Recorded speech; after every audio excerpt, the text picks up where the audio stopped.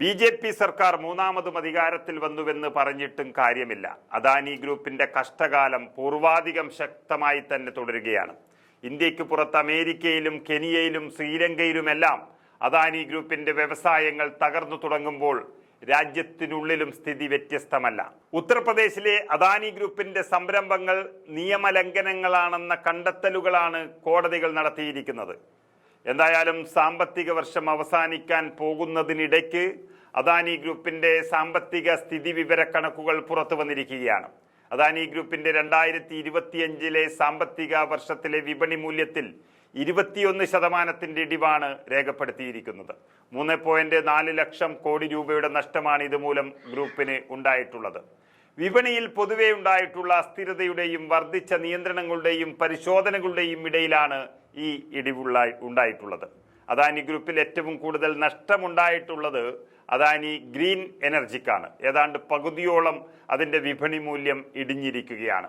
അദാനി എന്റർപ്രൈസിനും കാര്യമായ തിരിച്ചടി ഓഹരി വിപണിയിലുണ്ടായി. 2025 മാർച്ച് 21 വരെയുള്ള കണക്ക് പരിശോധിക്കുമ്പോൾ അദാനി ഗ്രീൻ എനർജിയുടെ വിപണി മൂല്യം കഴിഞ്ഞ സാമ്പത്തിക വർഷത്തെ 2.9 ലക്ഷം കോടിയിൽ നിന്ന് 1.46 ലക്ഷം കോടിയായി താഴ്ന്നിരിക്കുന്നു. 26.5 കോടി ഡോളറിന്റെ കൈക്കൂലി സംബന്ധിച്ചുള്ള ആരോപണം ഉയരുകയും ഗൗതം അദാനിക്കും മരുമകൻ സാഗർ അദാനിക്കുമെതിരെ US കോടതിയിൽ കേസ് വരികയും ചെയ്തൊരു സാഹചര്യത്തിലാണ് ഈ ഓഹരി തകർച്ച വന്നിരിക്കുന്നതെന്നും കാണേണ്ടി വരും.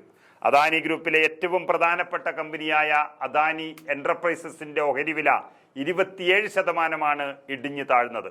അതോടെ വിപണി മൂല്യത്തിൽ 94,096 കോടി രൂപയുടെ നഷ്ടമാണ് ഉണ്ടായത്. Adani port and special economic zones 33,029 കോടി ഇടിഞ്ഞിരിക്കുകയാണ്. ഏതാണ്ട് 11.4% വരും ഈ ഇടിവ്.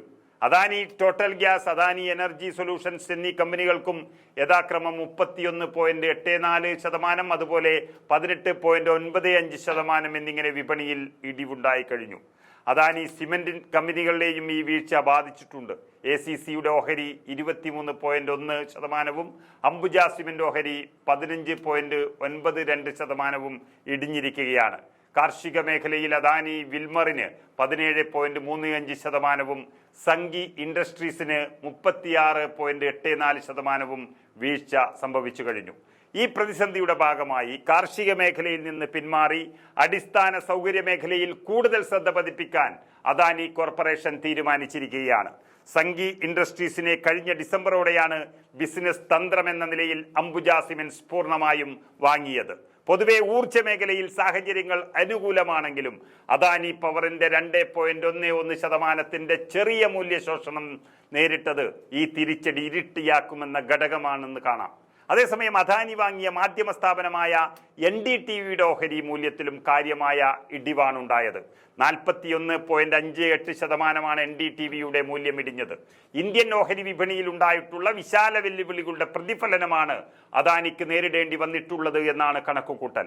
സെബി ചെയർപേഴ്സൺ മാധവി പുരി ബക്കന് അദാനി ഗ്രൂപ്പുമായി ബന്ധപ്പെട്ട ഓഫ് ഷോർ കച്ചവടങ്ങളിൽ ബന്ധമുണ്ട് എന്നുള്ള ആരോപണങ്ങൾ പുതിയ നിയന്ത്രണങ്ങൾക്കും പരിശോധനകൾക്കും വഴിവെച്ചതും തിരിച്ചടിയുടെ ആഘാതം ഇരട്ടിയാക്കിയിട്ടുണ്ട്.